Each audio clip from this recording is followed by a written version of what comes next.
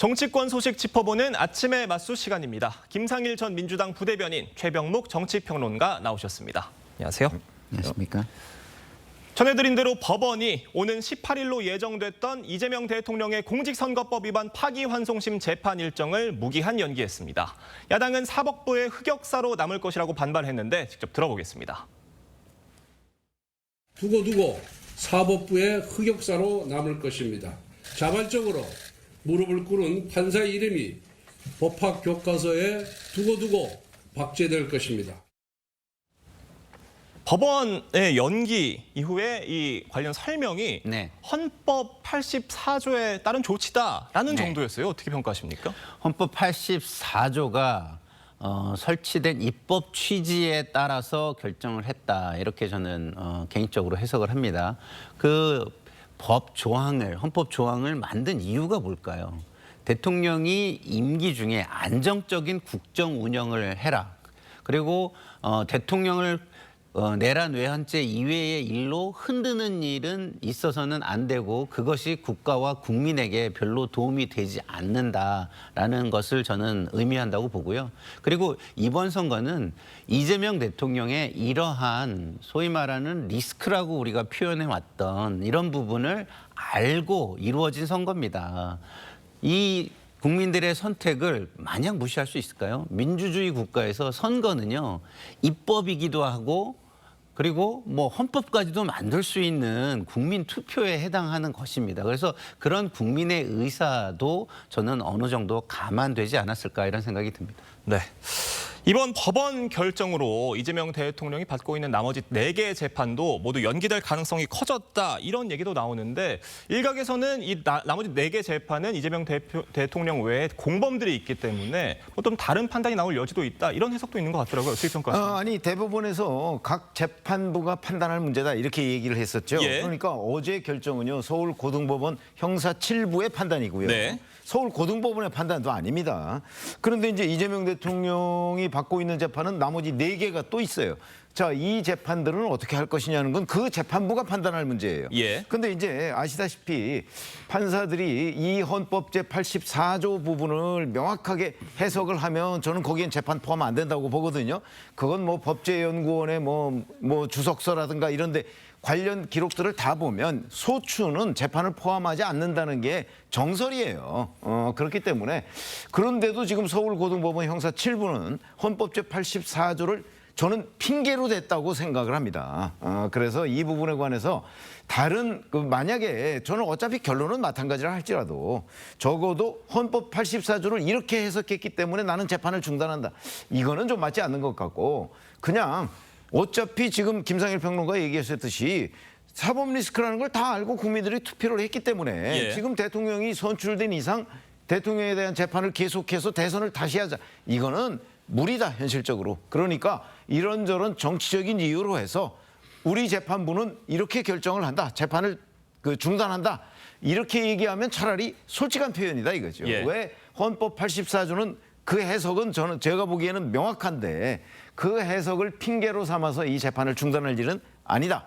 그래서 다른 재판부도 그 헌법 84조에 대한 해석 나름대로 정말 법과 양심에 따라서 재판을 결정을 하고 그리고 그 헌법 84조 이거 본인이 양심에 따라서 이거는 소추는 재판을 포함하지 않는다 이렇게 했다면 차라리 정치적인 이유로 우리는 재판을 중단한다. 이렇게 솔직하게 표현하는 게 낫다 이렇게 생각합니다. 네, 그러니까 헌법 84조에 따른 조치다라는 설명은 핑계다라는 최병묵 편집장님의 어떤 개인적인 해석이신데 지금 일각에서는 재판부가 민주당이 추진하고 있는 형사소송법 개정안 뭐 이런 것들에 대한 좀 부담을 느껴서 이런 판단을 내린 게 아니냐라는 해석도 있습니다. 뭐 그 부분도 일부 저는 있었을 거라고 생각을 합니다. 그것도 역시 현실이죠. 왜? 국회 구성을 그렇게 만든 것도 국민의 의사였습니다.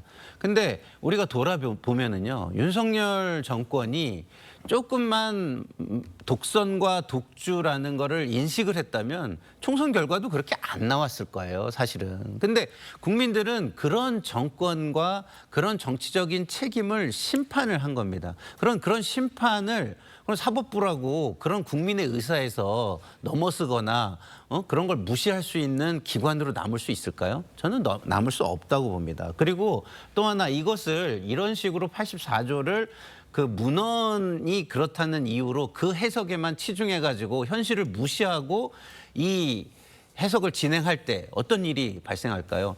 사법적인 논란과 혼란이 어마어마하게 커질 것입니다. 그런 현실도 저는 감안했을 것이다. 물론 그 논란과 혼란에는 이런 입법부의 입법도 포함됐을 것이다라고 저는 생각을 합니다. 지금 국민의힘에서는 검찰이 가만히 있으면 안 되고 이의 제기를 해서 대법원의 판단을 좀 구해봐야 된다. 결국에는 어떤 서울고법 재판부의 결정이 뒤집혀야 된다 이런 주장인데 뒤집힐 가능성 좀 있다고 보세요? 글쎄, 그렇게 되려면 이제 공판 검사가 항고를 해야 된다. 근데 항고를 예. 과연 할 수 있느냐 없느냐는 거 가지고 또 논란이 있어요. 예. 근데 예를 들어서 할 수 있다고 치더라도 어느 공판 검사가 지금 그 이재명 대통령 선출된 마당에 자, 이거 내가 항고해서 대법원 결정을 받아보겠다고 생각하는 공판 검사가 과연 있을 것이냐? 저는 없을 것이라고 봅니다. 예. 지금까지 검찰 검사들이 보여온 여러 가지의 행태들을 종합해 보면 그런 검사는 없을 것이다. 그렇게 된다면 이걸 뒤집을 수 있는 방법도 별로 없어 보인다. 다만 다른 재판부에서 정말 법률과 양심에 따라서 나는 재판을 하겠다는 판사가 나올 가능성 뭐 정말 없다 이렇게 단정하기는 어렵다 이렇게 보기 때문에 예. 그 판사들이 이 헌법 84 차라리 김상일 평론가 얘기하셨듯이 현실적으로 이건 불가능하다 이렇게 결정을 하는 거는 저는 인정할 수 있습니다. 그러나 헌법 84조가 이렇기 때문에 나는 이렇게 해석한다라고 얘기하는 거는 아마 그거는 그 나중에 진짜 사법부의 흑역사처럼 기록될 가능성도 있고 예. 자칫 잘못하면 그 자체가 법 왜곡 아니냐. 법 해석상 명확한데 그걸 자꾸 정파적 이해에 맞춰서 해석하려고 하는 법 왜곡에 해당할 수도 있다. 이렇게 생각합니다. 네. 민주당은 법원의 선거법 파기환송심 연기 결정에도 불구하고 일명 재판중지법을 강행하겠다는 입장입니다. 정청래 법사위원장 얘기 들어보겠습니다. 마치 법원이 우리가 떡 하나 줄 테니까 재판중지법 통과 안 시켰으면 좋겠다라는 시그널을 저는 익혀요. 관계없이 우리는 원래대로 재판중지법을 12일 날 통과시킨다. 그러니까 민주당이 재판중지법을 끝내 추진하려는 이유에 대해서 논하기 이전에 지금 정청래 국회 법사위원장이 네. 어떤 법원의 결정에 대해서 뭐 떡 하나 줄 테니 뭐 달라라는 식으로 해석을 했습니다. 좀 적절하다고 보십니까? 아니 정청래 법사위원장 입장에서는 그 지금 서울고등법원 형사 7부의 결정이에요. 예. 자, 아직 4개의 재판부가 남아 있습니다. 그리고 이게 문제는 앞으로 5년 동안 중단된다 이렇게 지금 일단 예상이 되잖아요. 예. 그러면 이제 다음 재판부가 와서 예를 들어서 서울고등법원 형사 7부가 지금 현재 이재권 부장판사 말고 다른 부장판사가 와서 아 이거 재판 열어야 되겠습니다라고 할 수도 있잖아요. 예. 그런 것 때문에 불안감이 있죠. 이 불안감을 완전히 없애기 위해서는 법으로 아예 재판을 못하게 만들어야 된다. 정청래 법사위원장이 그렇게 생각하는 거 아니겠어요? 네. 그렇기 때문에 저는 뭐 그야말로 내재적 접근법으로 본다면 그 민주당 특히 이재명 대통령도 불안할 거예요. 그럼 그 불안을 해소하기 위해서는 아예 법으로 정치적 부담이 좀 있지만 법으로 재판 못하게 만들자. 뭐 이렇게 할 거라고 저는 봅니다. 그러니까 말씀해 주신 것처럼 지금 민주당에서는 나머지 4개 재판은 중단되지 않을 가능성, 어떤 그런 불안감도 좀 있는 겁니까? 저는 그렇다고 생각하지 않아요. 이것은 순전히 저는 정청래 법사위원장이 예. 당대표 선거에 나가기 위해서 강성 지지층을 자극하고 선동하는 예. 하나의 수단에 지나지 않는다. 저는 이렇게 봅니다. 이 법을 통과시킨다고 생각을 해보십시오. 이 법원이 재판을 진행하는 거와 비슷한 국민적 혼란과 갈등이 유발될 겁니다. 그러면 그런 갈등과 혼란을 먹이 삼아서 자기 이익을 취해온 정치인과 유튜버와 이런 분들이 지금까지 얼마나 많았습니까? 이거 이제 좀 그만 했으면 좋겠다는 게 저는 국민의 바람일 거라고 저는 생각을 해요. 그래서 법원도요, 순리대로 일을 풀어가려고 지금 하는 겁니다. 예. 자, 계속해서 말씀을 드리지만 헌법에 입법 취지라는 게 있어요. 우리가 입법을 하면서 조문을 조금 잘못 만들었다 하더라도 입법 취지를 감안해서 그것을 고칩니다. 그래서 우리가 입법 검토라는 제도가 있어요. 그런데 헌법은 입법 검토를 통해서 쉽게 바꿀 수가 없을 뿐입니다. 그러면 그런 입법 취지를 존중해가지고 이런 현실과 순리에 맞게 의사결정을 하는 것은 너무 당연하다. 그런데 정청래 법사위원장이 이거를 자기 선거를 위해서 국민적 갈등과 혼란을 다시 유발시킨다. 예. 저는 이것이 지도부나 대통령실에서는 다음 선거나 국정 지지도에 긍정적인 영향을 미칠 거라고 생각하지 않고 오히려 부담스러워할 것이라고 저는 생각합니다. 그러니까 정청래 법사위원장의 어떤 자의적인 판단 또 의지가 반영된 그게 더 결과다라는 많다라고 저는 생각합니다. 설명이신데 근데 예. 민주당 대변인도 똑같은 얘기하고 있잖아요. 네, 어떤 뭐 민주당의 전체적인 입장인지 정청래 법사위원장의 입장인지는 저희가 좀 뭐 지켜봐야 될 문제일 것 같습니다만 이런 재판중지법과 대법관 증언법 이런 여러 가지 논란이 있는 법들이 어떤 강행 처리가 되면 어떤 국정 초반의 통합 분위기가 상당히 저해될 수 있다 이런 지적도 있고요. 그렇기 때문에 민주당에서 이런 법안들의 좀 속도 조절에 나설 것이다 이런 전망도 있습니다. 그러니까 그런 게 이제 대통령실에서 예. 좀 그런 의사를 좀 전달을 해가지고 예. 속도 조절을 좀 해라. 그리고 좀 야당과 좀 협의를 좀 해라. 예. 좀 이렇게 얘기를 하는 거죠. 왜냐하면 안 그러면 자 정치적인 갈등은요. 모든 이슈를 나중에는 빨아들일 수 있는 블랙홀로 커져버릴 수도 있습니다. 예. 그러면은 국민의 힘을 모아서 국민 통합을 기반으로 경제적인 발전이나 예. 아니면 외교적인 어떤 뭐랄까요 위기 극복이나 뭐 이런 거를 해나갈 수 있겠습니까? 그게 좀 어려운 것이죠. 그리고 권력은 영원하지가 않습니다. 그러면 다음 선거도 생각을 해야 되는데 그런 선거에 긍정적인 영향을 미칠까요? 예. 그렇지 않다라고 판단하고 있다고 보고요. 그리고 이 특히나 대법관 증언법은요.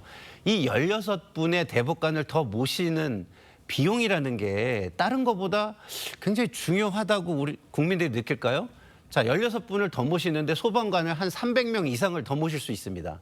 그러면은 소방관 300분 이상을 더 모시는 게 국민들한테 훨씬 더 이득이다. 예. 저는 이렇게 생각합니다. 최병목 표정은 어떻게 전망하세요? 그 속도 조절이라는 개념은요. 예. 언젠가는 한다는 거잖아요.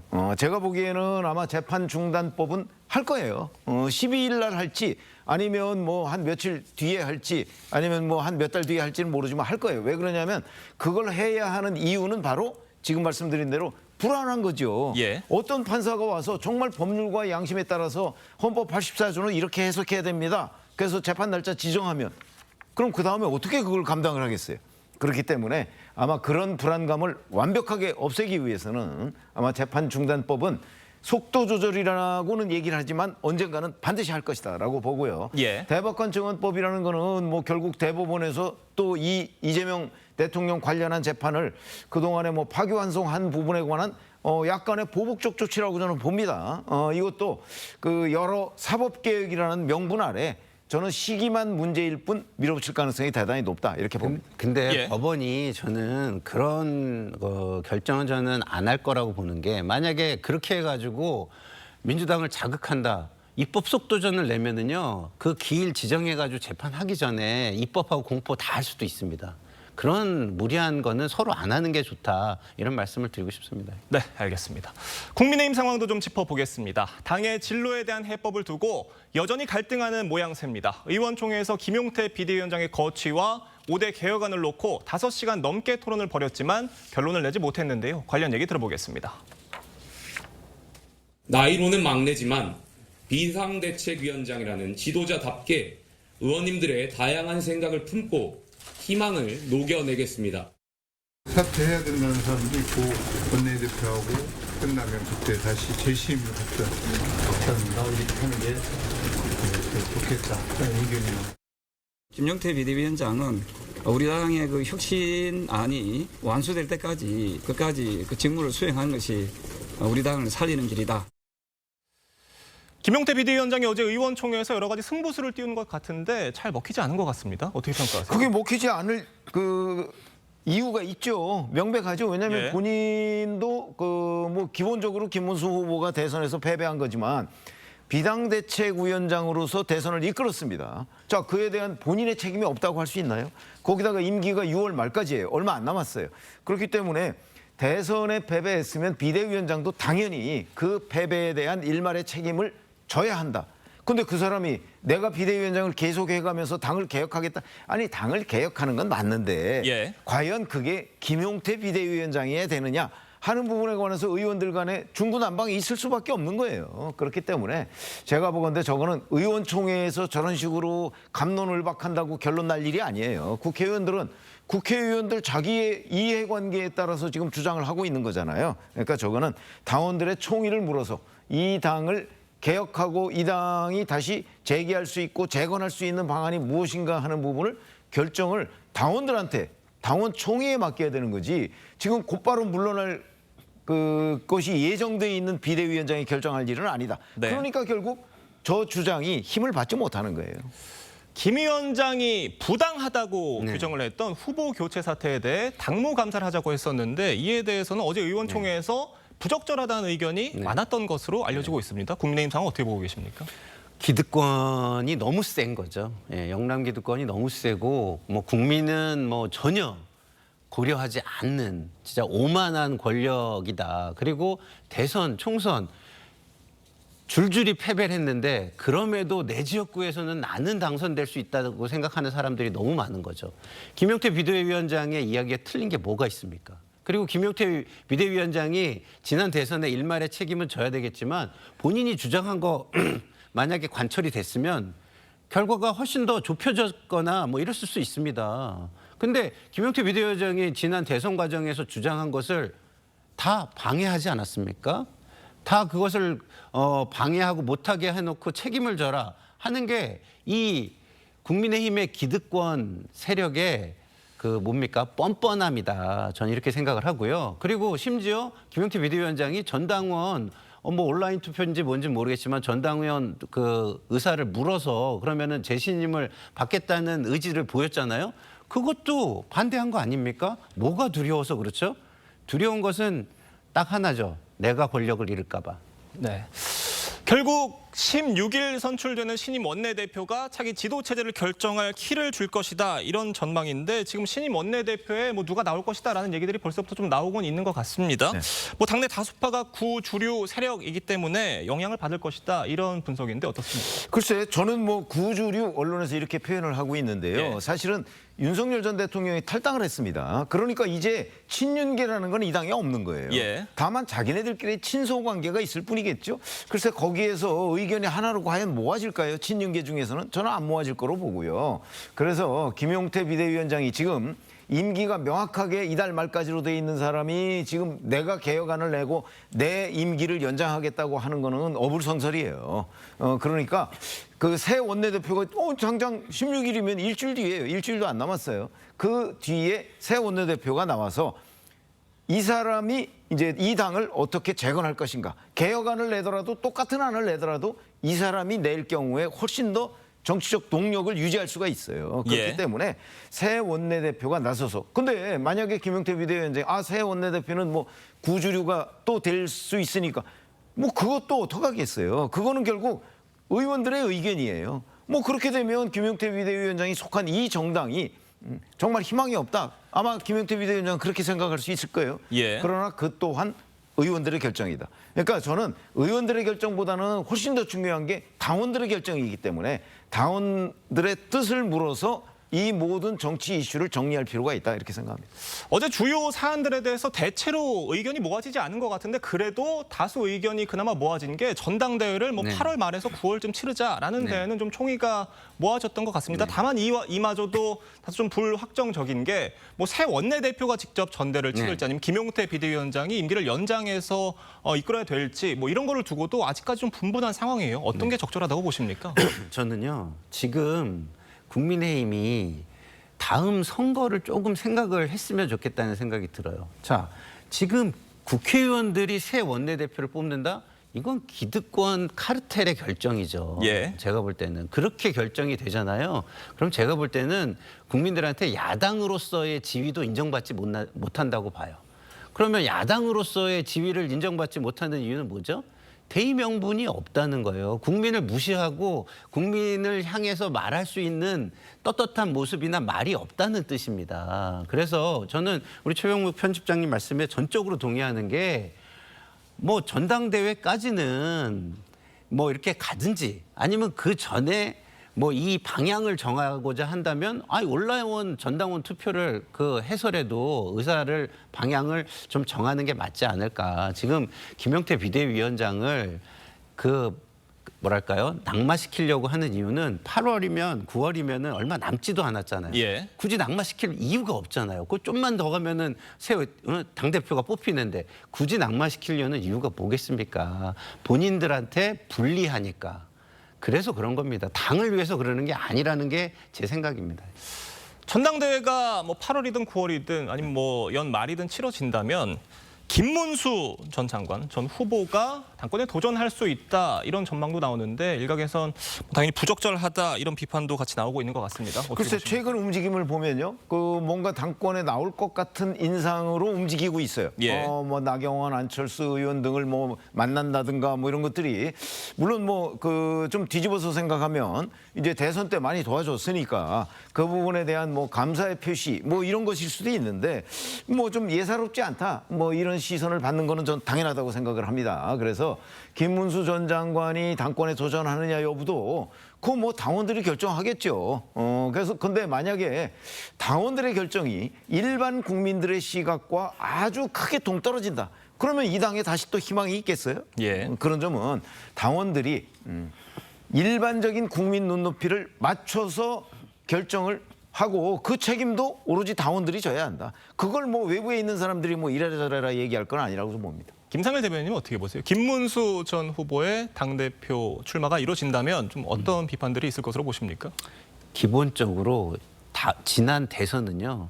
김문수 후보였기 때문에 진 것도 굉장히 큰 겁니다. 왜냐하면 입장이 본인의 입장이라기보다는 윤석열의 그림자, 정광훈의 그림자 속으로 계속 들어갔잖아요. 그러면 앞으로 당에서 당대표가 되면 그 그림자에서 벗어날 수 있을 것이냐? 누가 그렇게 생각을 해줄지 저는 잘 모르겠습니다. 그래서 저는 자꾸 국민의힘이 그림자 속으로 들어가는 이런 정치 좀 하지 않았으면 좋겠다. 국민에게 그 광명의 장소로 빨리 나와서 국민에게 떳떳하게 자신들의 모습을 보였으면 좋겠다 이런 생각이 듭니다. 알겠습니다. 오늘 두 분 말씀은 여기까지 듣겠습니다. 감사합니다.